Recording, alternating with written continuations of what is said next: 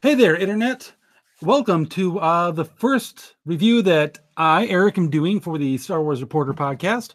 And today I am here to review the first two volumes of Kanan, the Last Padawan. Now, as you all know, Kanan, everyone's favorite, I guess, hidden away Jedi from Star Wars Rebels.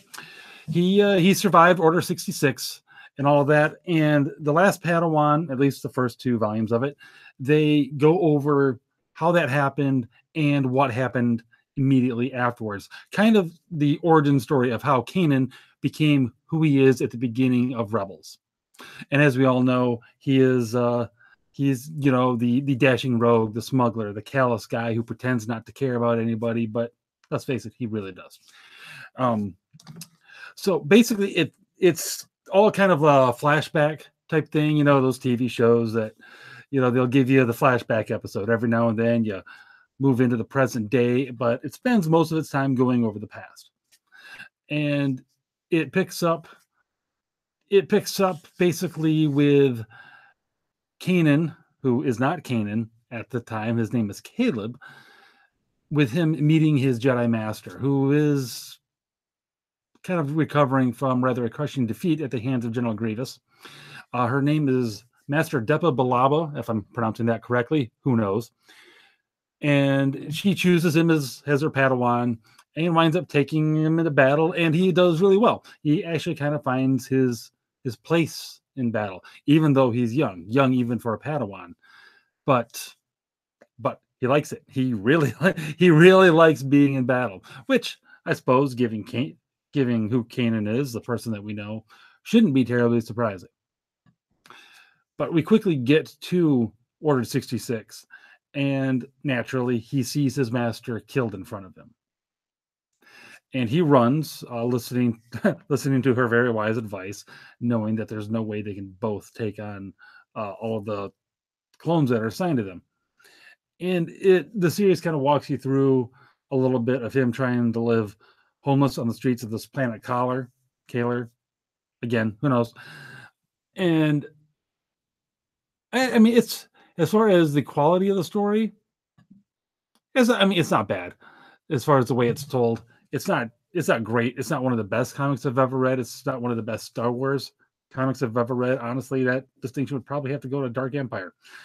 Still, but it's not bad. And the story itself the plot and everything is very, very Star Wars.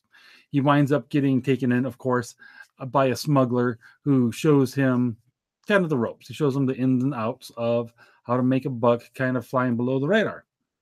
And very quickly, though, Kanan winds up striking out on his own, thinking that he's going to be better off, that'll be better for the smuggler who took him in. And it's actually at that point that he renames himself Kanan Jarrus, again, as we all know and love. One of the things that I found really interesting about this series, though, was there was a very brief scene where it's a conversation between a couple of the clones that are still chasing him down because they didn't give up. They heard Order 66 and boom, the switch flips and there's like, okay, now the Jedi are traitors to the Republic or the Empire, whatever. And they know that Caleb got away and they've been hunting him down like crazy. And during that time frame, there's this conversation between the two of them.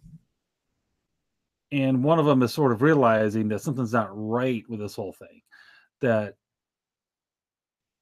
Order 66 in and of itself was wrong, that something was strange about it. He actually brings up the feeling that suddenly there was like this cloud over the minds, that they couldn't think clearly, that suddenly he wasn't fully in control. Now the other one, he's still all in. He's like, I got the order, I followed the order, no problem, no questions asked. But just the fact that there was that conversation happened, that one of them was actually questioning the order now. And I know that's not anything 100% new. We kind of know from the Clone Wars and and actually other episodes of Rebels, that not all of the clones, either not all of them followed Order 66. Some of them were able to resist whatever the programming was that Palpatine had put in there. But just seeing it with another one that isn't one of the clones that worked with Anakin all those years. It wasn't like Rex or Cody or anything like that. There's a couple of guys that, as far as I know, have never shown up anywhere else in the Star Wars universe. Correct me if I'm wrong. Please do. But yeah, that I thought was the single most interesting aspect of this. And then, of course, it goes off a little bit with Kanan growing and forming some alliances. And yeah, that's pretty much it, really. There's a few more things that happen with the present day, with the present day narrative that's going on, with them making a new ally for the Rebel Alliance, because that part, the contemporary part, is taking place after the crew of the Ghost have already made contact with Fulcrum, and they're taking orders from Fulcrum and everything, and picking up supplies, trying to recruit new people for the growing Rebel Alliance, all that. So, to sum up, Kanan, the Last Padawan, the first couple volumes of it, not bad. Not bad. If you really want to get into Kanan's backstory, find out how he became who he is at the beginning of Rebels, this would be a must-read for you. If you're just a Star Wars fan in general, not particularly invested in Kanan, it's not a bad read. It's worth the price I paid for it, getting it on sale on Comixology. So, I don't feel like I wasted my time reading it at all. It was enjoyable for what it was. Again, the greatest Star Wars comic? No. But good enough. Good enough, I'd say. And as far as I understand, Kanan does pick up steam down the road, but I'll pick up a few of those as the opportunity arises, and we'll review those as well. In the future, you can expect some additional comic book reviews. I was able to pick up a few other collections this past May the 4th on Comixology, so I'll be reading through those and reviewing them as well in the very near future. I really hope you enjoyed this review, brief as it was. Agree, disagree, like and comment and everything below.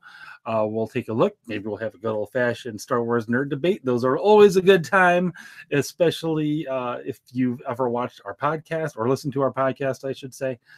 As you know, we like to have our nerd debates even on the show amongst ourselves. They're fun.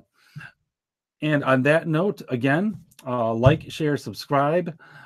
Check for us on Twitter. We are at Star Wars Reporter. And of course, go to StarWarsReporter.com for all of the latest Star Wars news and views and our latest podcasts and more of these. Words are hard.